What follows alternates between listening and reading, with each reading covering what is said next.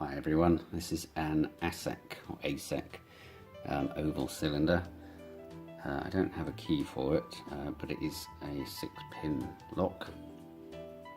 I'm going to pick using this flat bar tension tool on the pin side of the lock, and pick using this homebrew kind of short hook, I guess, approximation.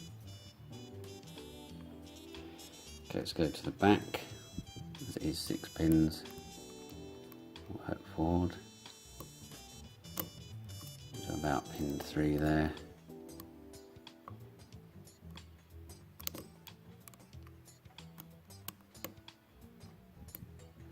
Crunchy pins. Nice feedback though.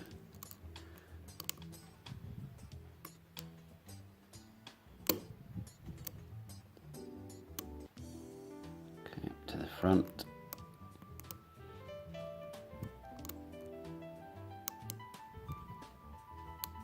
Pin 6. It's quick. It's picked open. So no security pins that I can make out in there, and yeah, lovely feedback, nice easy pick.